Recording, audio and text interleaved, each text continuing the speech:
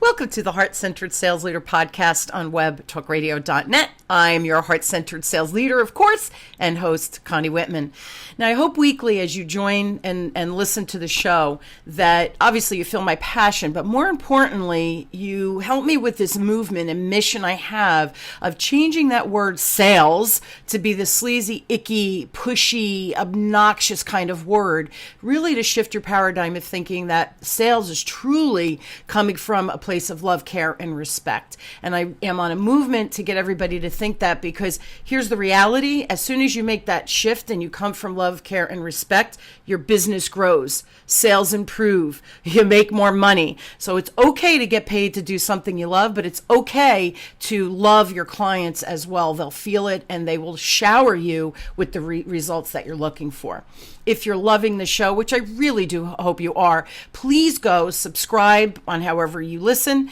Please write a short review and rate the show as well. That just helps with the Apple Podcast ratings and all that kind of cool stuff. So I appreciate your support. My motivational quote today is this is really funny. It's picsandgiggles.com. Go figure. But the quote is excellent, and it says, "Did you know local businesses generate 70% more local economic activity per square foot than big box retail stores?"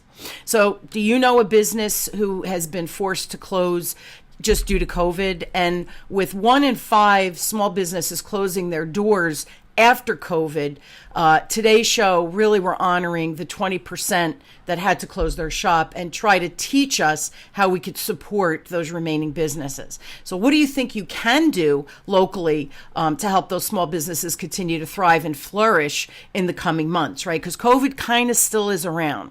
And if you are a small business owner, I really hope that you stay tuned, because you're in store for a great conversation with my expert today. So my expert is Jacqueline Snyder. Jacqueline is actually a fashion designer and product startup expert who has helped launch over 1,000 product brands over the last 12 years. She looks much too young for that, including celebrity brands. Jacqueline actually joined forces with another woman who's not here, Minna, and I'm not even going to try her last name. They combined forces to create the Product Boss podcast. Together, they've grown a community of high-achieving product-based small business owners, and have helped them scale their physical product businesses through masterminds, group coaching, digital course design, all specifically for product-based business owners, ranging from startup conception to multi-million-dollar companies. So please help me welcome my amazing, awesome guest, Jacqueline, to the show. So Jacqueline, thanks for being on. Oh, thanks, Connie. Thanks for having me. Yeah, I really a pleasure. So here's the funny thing. My entire career has been in the financial service industry. So when we sell financial products and services, they're intangible. And when I coach, and the small businesses I typically help are not tangible products. So you fascinated me when your PR person, you kind of put me across my desk saying, hey, I think you and Jacqueline should have a conversation. And I loved it, because the reality is branding and marketing, it's kind of the same, but it's kind of not the same. So I'm intrigued with how you do things and help product-based businesses, make their magic and serve. Plus, I believe in helping our small businesses locally as well. So super excited to have you here. Yeah, thank you. Yeah. I mean, and you coming from the business perspective, and I actually have 2 service-based businesses, one being Designer Consulting Co-op, which is my consulting firm that I've had since 2007, where I've helped startup fashion, accessory, and apparel brands launch and get started with my fashion design experience, but also the Product Boss, which is for physical product-based businesses. But here's what we saw about 3.5 years ago. Podcasts were having their moment. I mean, they still are. And there were no podcasts specific to physical products. Everyone was teaching people how to sell, get more clients, build funnels, digital courses, masterminds, but nothing was very specific to what do you do when you have cost of goods, you've got raw goods, you've got inventory physically sitting on a shelf. Yes. How do you sell that?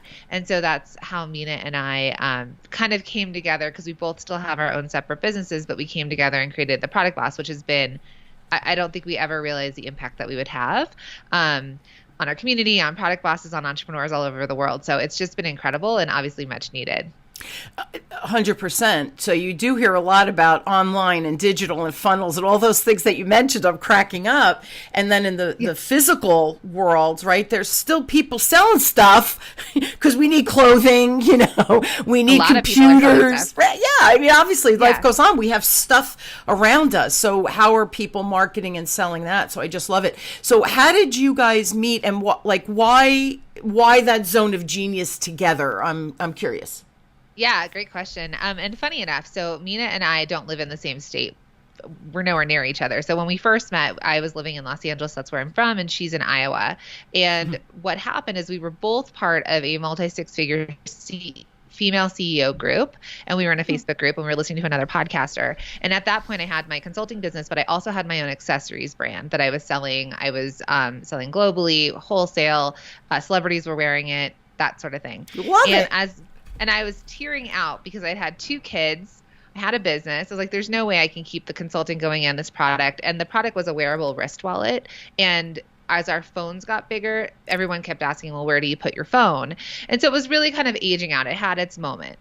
And so I was in this group and I heard on the podcast, there's this woman, Minna, Khounlo-Sithep, and she owns this company called Little Labels, which are baby bottle labels. And she grew this to a 7-figure business on Amazon. It's like, Amazon was still kind of newer. And I thought I could liquidate my product on Amazon. So I contacted her. I was like, hey, would you like to have a coffee chat to just discuss? I just have questions about Amazon.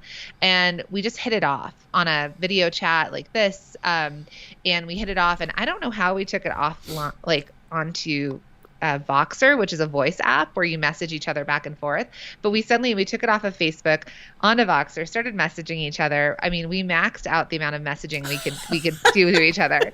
But we realized we like to talk product. We were talking about how to sell, and I had all my clients, all these fashion brands that I was growing, and there was this new space of I came from a very traditional background in terms of sales. So wholesale, direct to consumer, but websites even, when I started my business 14 years ago, I had to tell people they needed to get a website and claim their domain. So, I came from that perspective and wholesale trade shows and selling to boutiques. She, on the other hand, invented a product that then she was selling direct to consumer on Amazon and Walmart.com and through subscription boxes in a very different way. And so we really melded this sort of new and older way of selling physical goods and just hit it off. And then one day we decided we're like, there's something needed. Let's start a podcast. And that's the rest is history. And it's so funny because podcast is still big, right? You see more and more podcast is becoming a marketing tool. And I recently on LinkedIn, somebody, I don't remember her name at the moment, but she sent a LinkedIn quiz, not a quiz, can you answer this question? And the question was, do you think that, because I play, a lot of my clients are corporate as well as entrepreneurs.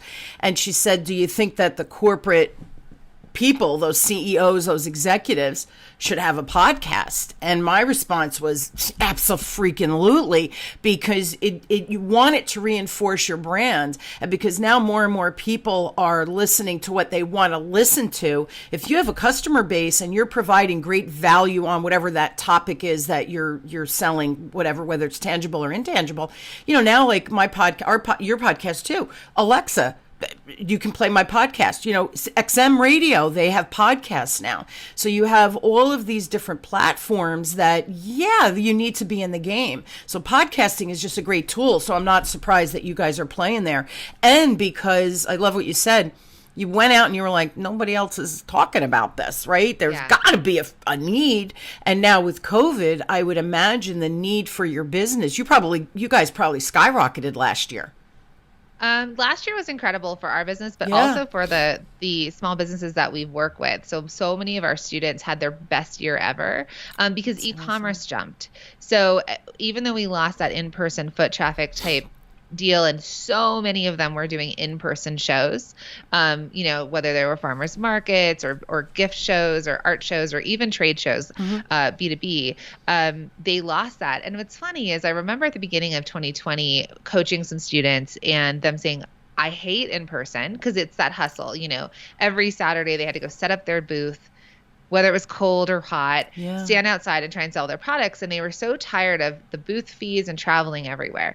But they were so stuck on, this is the only way I can sell. Yeah. This is how I've built my business. This is the only way I can sell. So with COVID forcing those shows to close, Sure. they had to get online. And that's actually something we supported them in last year. We created this survival kit course bundle, bunch of courses that we bundled together. And we're like, you need this, how to get online even without a website, because we saw retailers, brick and mortars that, there's people who have had their shops forever and they had foot traffic and they never needed to get online. There were these small product-based businesses that did all these in-person shows. So we taught them how to sell on social media, how to show up on video, how to get online, whether they needed to build a website or they could do it. Facebook actually launched Facebook Shops last year, which was a way to have transactions happen through Facebook or Instagram. Yeah. So it was interesting watching that, where they felt like they had no options, but we said, you have opportunities. This is the time to sort of take these leaps. And then watching them, I have clients and students right now that are telling me that they cannot even believe that they've not only replaced their in-person income, but they've seen growth. Like, it's scalable. 300 to 600%. I mean, crazy amounts of growth. And so now I'm like, look, you were so convinced that you had to do it one way, but now you have all these options and it is scalable and you can reach so many more people. So it kind of fast forwarded everyone. I feel like, probably like 10 years in terms of how fast it forced even my grandma shops on Instacart absolutely. now. So yeah, it was pretty incredible. Well, it's funny because last year, all up until this point, all of my clients, corporate clients, live. Everything is live. I spoke live. Yeah. I trained live. I did everything live, right? Went to live events, just like you're talking about. And then March 13th, all the emails came in from my clients. Okay, we're stopping. This COVID thing, we don't know what's going on. We're literally, shutting offices and sending people home and, blah, blah, blah. And I thought, well, what do I do now? And exactly, I had started the year before to create my because I have 20 years of curriculum, all sales, service, and coaching topics, 20 years worth of stuff created. I just had to take them now and do that little pivot and create this online presence, right? So it's just a different way of thinking. And I agree with you because I was like, yeah, I'll do it on the side. And then March 13th came. And I have to be honest with you, Jacqueline, I haven't stopped. I was working 10-hour days, 7 days a week because I'm thinking, when are we going to go live again? I better be ahead of that curve. Let me take advantage of all of this time where I'm not training. So I'll make you laugh. Everybody was like, oh, I'm Netflixed out. Oh, I've cleaned my cupboard 3 times. I said to my husband, I can't breathe, let alone clean the cupboards out. Because I was so jealous of everyone learning to make sourdough bread. I was yes! like, I am in my office putting together these courses, trying to make sure that all of our students' businesses survive, or our community. It wasn't even our students who were creating product. I was like, I haven't stopped working. Sure. Which, here's the good news. Isn't that a blessing, right? And that you're able to not only help these small businesses survive, but now 600% growth. And it's funny because I didn't realize there was no way, and I was doing well with the live business. I couldn't have scaled it, Jacqueline, because it was me, and there's only so many hours in a day. Yeah. And as I'm aging, I can't do 14-hour days, 7 days a week. No one can for a long period of time. I mean, we have our kids home with us and our homeschool. I mean, it's how do you do it? However we thought that life was hard before, it's a different kind of hard. And everybody who was like, I wish I could slow down. I say to people, be careful what you wish for, because the universe is always listening, and they gave us what we asked for, and here we got busier. But it's funny as I look back and as I hear you and your enthusiasm and how you pivoting and helping all of these businesses that might have otherwise failed. First of all, kudos to you, my friend. So proud of you and what you're doing, but so proud of all those businesses who trusted you to say, okay, we're in it. Let's do it. And me, being a fairly old timer, being in business 20 years, the pivot's not so easy. So that they took that leap of faith because of you speaks volumes, number one, to your relationship, right? Heart-centered salesperson. For me, it's always about the relationship. And now it's interesting because now they all have to sell in this digital realm, right? And it's still about building relationships at the end of the day. So it's just kind of cool how all of these skills are transferable, right? Yet we think 100%. they're so different. And it's really not. It's the same thing, just that we're doing Zoom and Skype and all these other platforms that we can play on to make us grow exponentially. So I'm so excited personally about the future, and I bet your clients are as well. Yeah. And, to your point, and this is something that we really tried to push, is funny. We've polled our audience, and I was like 80% of them were introverts. So I feel like they want the product out front, and it's not them, Sure. right? Versus you and I, Sure. whether you're a salesperson or service, I have clients, somewhat extroverted. I get energy from others. Me too. Yeah. But this is what I transferred for them, because it was really hard. And exactly what you said, people buy from people. And when we were competing with these big businesses, everyone was really worried. One, the biggest thing about small businesses is they could pivot quickly. Yeah. It was them or a small team, and they could figure out what they needed to do versus, Target didn't know how to keep selling. Yes, they could sell online, or like Home Goods, for example. Home Goods did not have an online presence, or Hobby Lobby. You couldn't order from Hobby Lobby. The quickest big business that I saw move so quickly, which will floor you, is Party City. So Party City immediately were like, we're doing curbside pickup. They took all their products and they created these like at-home boxes. So they took a board game and cups, and they made it kind of like a festive box to take home with curbside pickup. No one would have thought. I mean, Brilliant. whoever worked at Party City, they had some young person that was like, this is what we do. Inevitably. I was like, because they pivoted so quickly. But other businesses, I was like, Hobby Lobby, it took them, I think it was like 45 days for them to get online. So with our small businesses, we were like, you can immediately pivot. That's one part. Second part is that in-person relationship. When they were telling us that they're in-person sales, that's how they made it. I said, there's something about you that can sell your product in person. You need to get your face online, whether it's doing a story, an Yes. IGTV, a Facebook Live, and show up for your customers and sell to them the same way you would in person. And that was the hardest thing to push them into. That was part of the Survival Kit course bundle. We gave them scripts to show up, like 15-second, 30-second, 3-minute scripts to show their product and talk. And because it's that no like trust factor, people wanted to buy from small businesses. There was the PPPs, and it was trying to keep businesses open. And I told them, I was like, you have the ability to keep your business open and sell, like, because they didn't even know if they should keep selling. That was actually our number one question. Wow. They thought when on March 13th, they were like, we have to stop. It's inappropriate to sell. People were getting mad at people for selling. And we're like, your job is to keep selling. All these other businesses are going out of business. The government is trying to fund businesses to stay open. If you have the ability to sell and hire people, that's literally your job. That's what It's responsibility. Yeah, it's your responsibility. And so that was one part of like tough love motivation, and two, about showing up and selling, because I love what you say. They feel like they don't want to be the traveling salesman with, like I always say, the coat with all the watches. And they like open the coat and like, buy my watches. Yes, exactly. Oh, They feel like that. They feel like if they're selling and asking people to buy their products, they feel like they're the traveling salesman. And rather it's not that. So they want to show up authentically.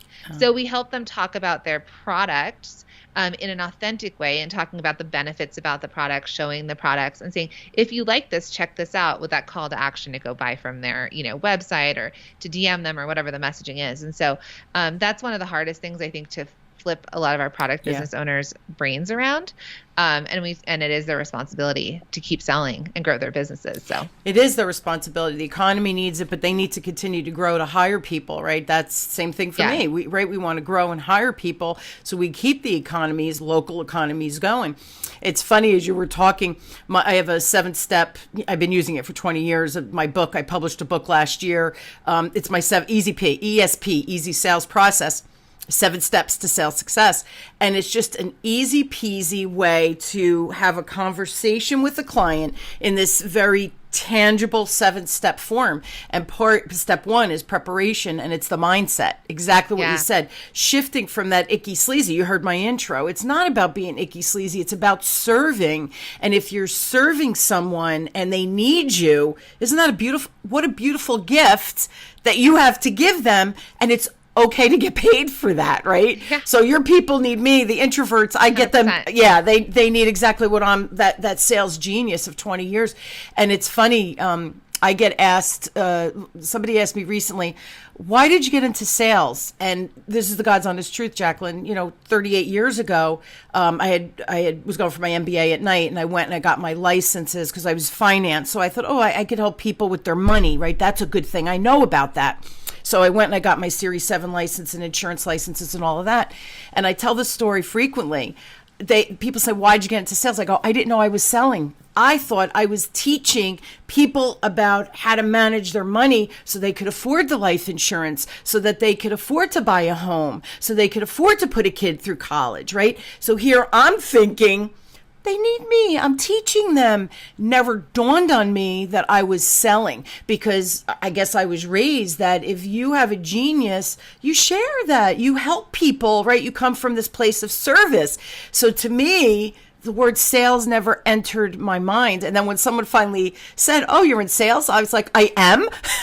It was brain blast. Like, what? I'm in sales. So, and I try to get people to go from that sales is the opening and having all the watches, right? Yeah. That idea on the street, to really it's sharing your zone of genius, and it's your responsibility. That's why you're here, and it's okay, to get paid for it. So yeah, I hope my little thing helps your people and the people listening as well. What are your passions and challenges and purpose in life that you think, in addition to what you've told us, but like that brought you here and now? Like, are there other pivoting moments than last year for you? Right. I mean, that's a great question. So I'm a fashion designer by trade. I went to art school. I went to Otis College of Art and Design. And I actually ended up going to a UC, and I didn't know what I wanted to do. Because I didn't know when I was growing up, when you're in high school, they're telling you, or at least the school I was in, was college prep. Sure. You go to a UC, become a lawyer or whatever I was, Sure. thinking I was going to be. Yeah. But I was pulled to the arts, and it wasn't developing us as art. Like, if there were people who are artistic or creative, it wasn't that development of who or where do you go, right? Mm. When I graduated high school. And so because now I feel like the kids that are coming out, like, I mean, I hate this, but they're all like, I want to be a YouTube star. But there's the ability now, I feel like, with my kids specifically, they're young, that they may not have to go to college, because there will be ways to, do a podcast and become an expert at something and teach in a niche. So there's that opening. But for me back then, and I went to college, and I remember going back to high school to some, homecoming. And this woman was one of the girls, actually she's a girl at that point. She was talking about how she was in art school and she was learning this color wheel. And I got so jealous. And I looked at my parents, I was like, I need to leave this UC. I put together a portfolio, and I was accepted into a 4-year. I still got my bachelor's in fine arts. Love it. My parents allowed for me to follow my pursuit of my creativity. And now I became a fashion designer. So it was definitely a trade, it's more in the trade or, and that sort of thing. And then I worked for I got hired out of school. I worked for a really big lingerie company. I got hired by a celebrity when celebrity brands were big.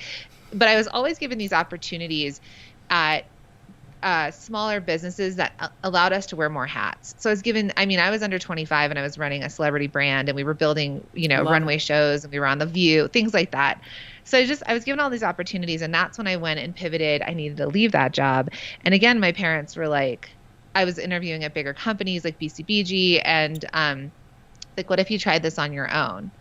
And so I started consulting. So I started realizing, because I think the thing for me is I've always helped people. I'm the oldest of 5 kids. I was the helper at home. Sure. And so that was sort of I'm service. My heart is in service. Absolutely. Yeah. And so that's why I did start I had my own dress line at some point. I had my accessories brand, but the consulting, the helping people start fashion brands, that's how I've gotten to over 1,000 different businesses that I've helped since 2007. I love it. So I think so much of it has been that. And then also the way that my consulting business, it took me 10 and a half years of doing it one way before, for the last 3-4 years, I switched it to straight up coaching and consulting, versus I used to do everything. I would design, find sources, develop, produce, do all the things. And now I just coach. And so, but I think it's also what's come with, the world, like, of knowledge, of being able to meet people on Zoom. When I started in 2007, I needed an office. I needed to have clients come in. I charged by the hour. It was a very different way of growing my business. Different model. People didn't know that they needed websites. Yeah. And now where we are, that I have my clients on Zoom and, coach, and kind of like how you said that 2020 sort of forced your business in a different way. So yeah, I would say it comes from a place of service and helping people. But the greatest thing that I've discovered is the impact we've had with the Product Boss, because I had clients and it was one client at a time, and my impact I didn't feel it, because if the client didn't feel happy or they weren't successful, I felt like it was a direct result on me. Sure. But by having this like one-to-many model of our, the Product Boss, the impact is great. So it is the action of them and what they do, but that we're able to provide resources, courses, coaching. Absolutely. And change their lives, because they tell us, like, I'm building a house now because I made all this money from my products, or I left my full-time job and now I'm a full Product Boss. So yeah. I think that part's been quite incredible of supporting small businesses. Yeah. Isn't that fun when like people will say something and you think, like, you learned that from me? And I did a class yesterday, a Zoom class, and at the end, one young lady, she said to me, "Do you remember when you met me 15 years ago, this client I've had for a long time?" I said, "I remember." And she goes, I wouldn't even open my mouth in the training. She was so, shy. Now she's managing the department. She does business development. She goes out and meets with business clients. And she said, really, when I think about it, it's all because of you. I welded up. I was like, what? And she said, I just want you to know how much I appreciate you. And that's what you're talking about. It's like those moments of really, I had that impact. You think you are, but then when people verbalize it to you, it's very humbling, I think, because we're doing what we love to do, that we're good at it. And another thing I want to comment on, your mom and dad, kudos to them, because they supported you in go for it, do the art, where a lot of parents, and you hear the story and over, no, become a lawyer, no, become a doctor, no, become the nurse, because it'll support you. It'll be safe. Safe isn't always where you need to be. And I think you and I are aligned in certain ways, but I wouldn't be able to help people to this magnitude if I stayed in a corporate job. You know what I mean? Same 100%. Thing for you. Yeah. So I love that. Yeah, and you eventually become unhireable. I remember when I'd have like panic attacks of like, I don't know if this is going to work, like maybe I should go, try and apply to a Gap and see if they'll hire me as a designer. But then I realized I become unhireable because of I'm, it's like the broad range of what I do now. There's this quote that I saw once on the internet that was like, be the CEO your parents always wanted you to marry. It's like, I love it. We want, especially for women, for them, I've realized with a lot of our students in our community is that they've set their own glass ceilings. A lot of times when we help these startup businesses, they say they want to hit 6 figures. They don't even say 7. They say they want to be a 6-figure business. They want to hit $100,000. I'm like, that's great. That's that first level, but you're hitting the ceiling for yourself. Sure. Like, what would it be like if you could hit 7 figures? And we've helped several businesses hit 7 figures, and that's sort of the impact. It gets intimidating sometimes. You don't want to tell like the hobbyists originally, like you should be a 7-figure business, but we want them to just blast that ceiling open and see what the possibilities are for them. And it's different for everybody. We believe there's a different path for each business owner. 100%. So if you still want to have a small business, but that, can fund your kids' college fund or helps you retire early, or people want to buy lake houses or retire their husbands, it doesn't matter what that amount is. It's just for the life that they want to build. Absolutely. And that's what we're helping them try and do. It's never about the money. It is, but it's not. And I say that to people, it's never about the money. It's about the money is energy, right? The money allows you to live your life. However you want. How do you want to live your life? And it's funny. I love also the other thing I say, there's no cookie cut. I don't believe in cookie cutter. So even my corporate clients, they say, can you help us build that sales, service, and coaching culture so that our clients know what they're getting, right? No matter which location they go to. Well, yeah, but it's not Connie Whitman's culture. Who do you want to be? How do you want to serve? It always goes down to, how do you want to serve? Then you back into, okay, well, this is what you need to do to make that vision happen. It's the same thing for my small business clients. Who do you want to be? What is that life that you want to create? And how do you want to serve your client? And the cool thing is, Holy crap, you get to play with the client you love every day and help them build their life that they desire, right, by serving.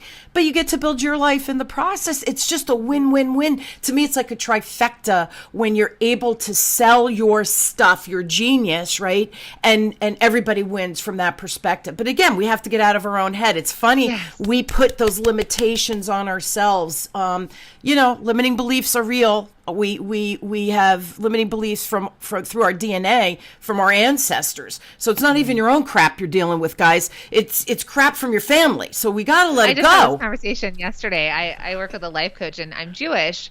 And so she was like, this is ancestral, like some of the guilt or like the, what'd she say? And it's not all Jews. It's more probably Italian, same thing. The Italian guilt. Come on, please. And I'm first generation American, so it's probably more so like the European part of it. But It was this idea of I kept saying I was going to jinx something. It's like, I don't want to talk about success because I'm afraid I'm going to jinx it. She's like, where does this come from? I was like, I have no idea. It's the same idea of like when you like pray before the plane takes off and you think that your one prayer is going to the plane won't crash because of you. Yeah. And I'm like, I was talking about it. I was like, this is so nuts, like how it's in my brain. And so you saying that, it was definitely a conversation I had yesterday. I was like, this isn't even mine. This is back when my grandma used to like go to and like spit because of something that was said. Or she'd like bury a gold ring outside under the dirt, So it's like so crazy. But we're taught, right, that guilt, whatever you want to quote. Well, so are our clients. Yes. And so are their clients, right? So it's so are the people teaching you. Like we're all working through this. We all have our crap and then we have our ancestors' crap. So think about that burden, right? Yeah. So we get to serve and have fun and I love it. We're almost out of time. We're actually out of time, but I do want to ask one more question. Everybody listening, and really, really what you're saying, it works for tangible as well as intangible products. The skill set is the same, right? It's all the transferable. What would be your like 2 takeaways for anybody listening that maybe is panicking that COVID's affecting me? That fear has just debilitated them. Right. So a lot of times, I think if you feel like your options were canceled, a lot of people feel like whatever they had, it's canceled. Yeah. I want you to think that it actually create your nothing's canceled. You have new opportunities. And so it's figuring out what's going to work for your business and what opportunities you can create. If you think about what restaurants have done, there's certain restaurants that do like at-home kits that you can learn to make pasta at home, or when everyone was making bread, we taught our product bosses to sell raw goods and create like how to make your own bracelet kits or at-home manicures. So it's just pivoting and looking across markets to see how you can do that. If you're a retail store or you're a service-based business, you need to get online. We said if you have a retail store and you're shut down, can you do Zoom call or FaceTime calls with your best customers, walk them through the shop, and do the transaction on the call? Oh my gosh. So it's just thinking different. I just need all of you to think a little bit different. I know you feel stuck and it is so scary because we don't always know what's going to happen next. But I would say that's true for entrepreneurship. It's just it happened way faster and more extreme in 2020. Yeah. So always we're, especially small businesses, we're very agile and we're able to pivot. And as humans, we're able to adapt. And so I think that's the advice I would give. Don't be afraid. You got this, right? Like that's what I say. You've got this. You can do this. And, that's taking that person who couldn't talk in a classroom. Now she's doing business development, 13 years later, running a department. And, come on, it's possible. You could do more than you think is possible. And again, you have some people like Jacqueline and me who are out there cheering for you to make it happen. Our podcasts are tools for you to do that, right? Your online stuff and your coaching, my online stuff, my coaching. There's if you resonate with the people that are here to teach you, you've got this, right? That's really the bottom line. You've got it. You've got it. And I want to add to that, actually, one thing is that you're creative and you're scrappy. And if we're entrepreneurs, you've already figured something out. Think about how many entrepreneurs you know that have, or not entrepreneurs, people that have never and will never start their own businesses. So go back to that courage that you had and that ability to start your business in the very beginning and pull some of that back out of you because you're creative and scrappy. And that's like one of the ones I just want you to remind you of that. When you started your business, you can pivot it now. Yeah. Everybody can pivot. And, it's funny. I hear with my clients, they go, our clients don't want to be talked to. We can't sell to them. It's disrespectful. That's ridiculous. If what you have can help whatever their situation, because you don't know their situation unless you ask. So Right. if what you have can help that situation, and this is, I often say this, how dare you? It's your responsibility to ask the question and articulate a solution. How dare you not take your genius and share that, and whatever that is, right? Whatever that is for you. And it's exactly what you just said. You pivot. Don't be afraid. You've got this. You've really got this. So yeah, Jacqueline, thank you for being on. I love you.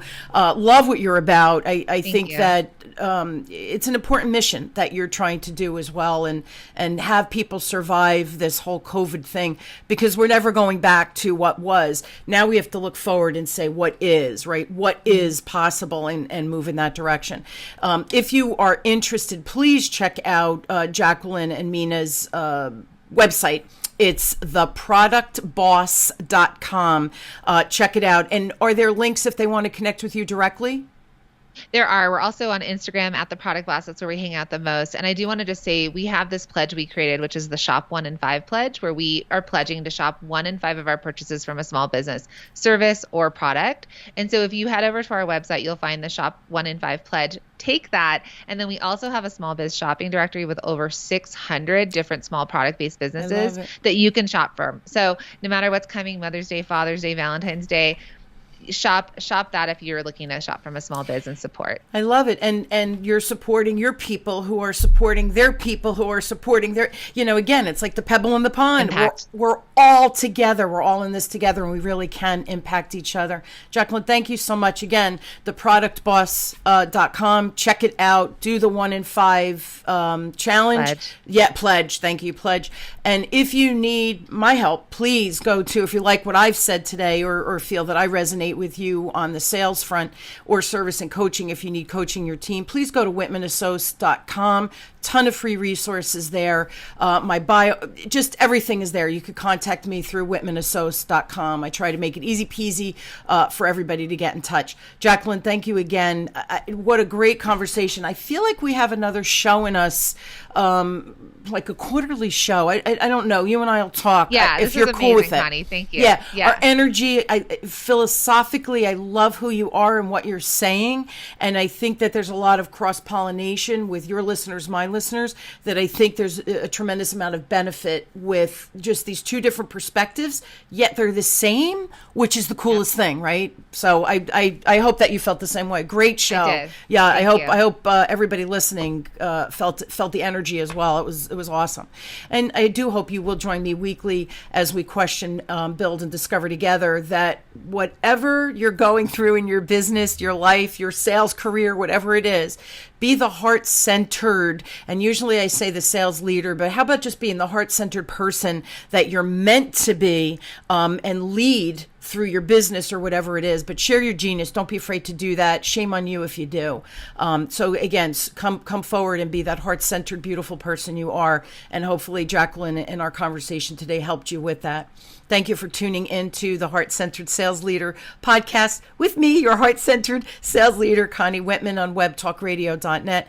I wish you all a wonderful week. Open your minds to the client relationships that are possible as you become the heart-centered sales leader, or just heart-centered person that you're destined to be. I'm excited to have you on this journey with me, and I know my guests are as well. And I just wish you an inspired week to take action. Thanks, everybody.